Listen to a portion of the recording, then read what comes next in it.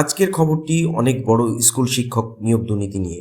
সব এসএসসি নিয়োগ দুর্নীতি মামলার রায় দিতে চলেছে কলকাতা হাইকোর্ট আগামীকাল সোমবার।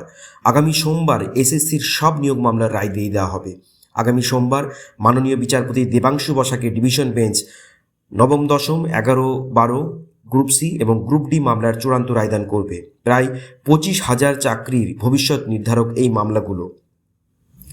আগামী সোমবার সকাল 10:30টায় রায় ঘোষণা করবে কলকাতা হাইকোর্টের বিশেষ এই ডিভিশন বেঞ্চ।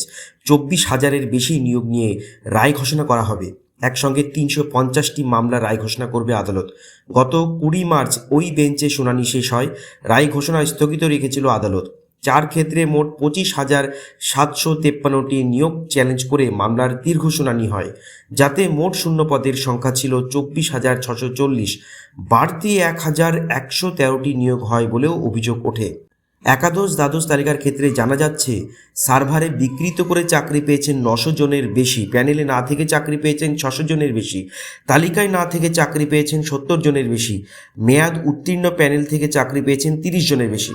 নবম, দশমের তালিকার ক্ষেত্রে জানা যাচ্ছে সার্ভারে বিকৃত করে চাকরি পেয়েছেন 900 জনের বেশি, সুপারিশপত্র ছাড়া চাকরি পেয়েছেন 700 জনের বেশি, তালিকায় না থেকেও চাকরি পেয়েছেন 50 জনের মতন, মেয়াদ উত্তীর্ণ প্যানেল থেকে চাকরি পেয়েছেন 183 জনের মতন। জানা যাচ্ছে র্যাঙ্ক জাম্প, সুপারিশপত্র ছাড়া চাকরিসহ আরও অন্যান্য বেনিয়মে কতজন চাকরি পেয়েছেন তারও বিস্তারিত তথ্য দেওয়া হয়েছে এসএসসির হলফনামায়।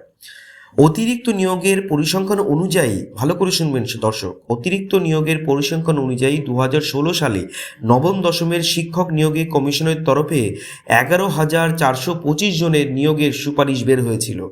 মোট 12,964টি নিয়োগপত্র দেয় মধ্যশিক্ষা পর্ষদ, মানে 1,539 জনের বাড়তি নিয়োগ করা হয়।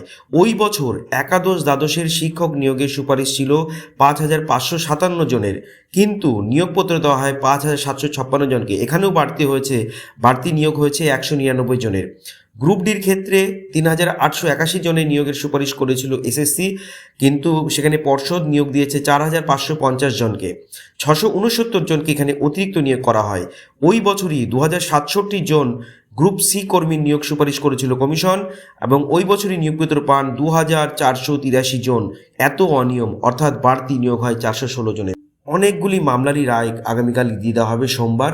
তো নজর রাখুন কালকের খবরের, কালকে আপডেটের উপর।